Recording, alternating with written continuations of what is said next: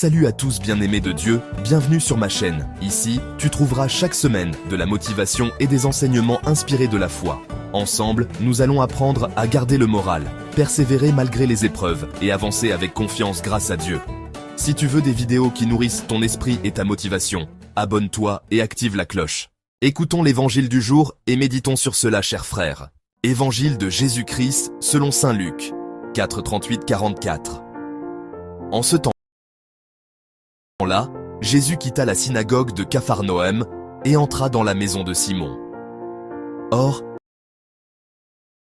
la belle-mère de Simon était prise d'une forte fièvre, et l'on demanda à Jésus de venir près d'elle. Il se pencha sur elle, menaça la fièvre, et la fièvre la quitta. À l'instant même, la femme se leva et se mit à les servir.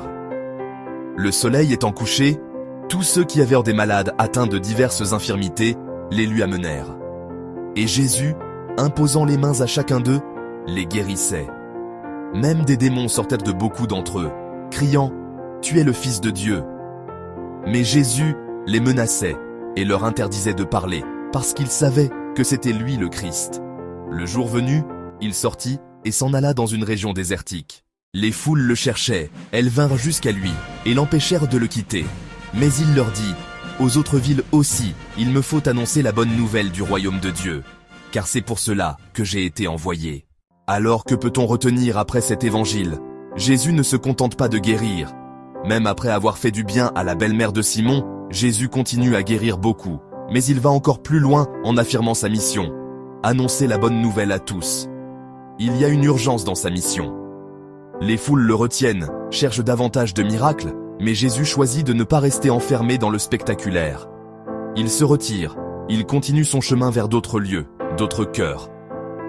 Cela nous invite à ne pas rester dans un confort spirituel, dans ce qui peut être rassurant ou impressionnant, mais à oser aller vers les autres villes, vers ceux qui ne nous ressemblent pas, à partager la bonne nouvelle dans notre quotidien.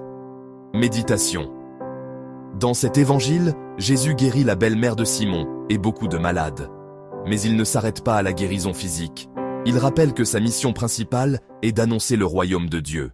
Nous aussi, parfois, nous cherchons Dieu seulement dans le miracle, dans ce qui soulage immédiatement. Mais Jésus nous invite à élargir notre regard. Sa présence ne vise pas seulement à calmer une douleur passagère, mais à transformer toute notre vie. Comme la belle-mère de Simon qui, une fois guérie, se met à servir, le vrai signe de la rencontre avec le Christ est notre capacité à nous relever pour aimer et servir. Pour finir, faisons une petite prière. Prions. Seigneur Jésus, tu viens dans nos maisons, comme dans celle de Simon, et tu touches nos blessures, nos fièvres intérieures. Guéris nos cœurs fatigués, apaise nos corps souffrants, et relève-nous pour que nous puissions, à notre tour, servir avec joie ceux qui nous entourent. Aide-nous à comprendre que ta mission est plus grande que nos attentes, et donne-nous le courage d'annoncer, nous aussi, la bonne nouvelle. Amen. N'oublie pas de t'abonner et d'activer la cloche pour plus de contenu. Merci.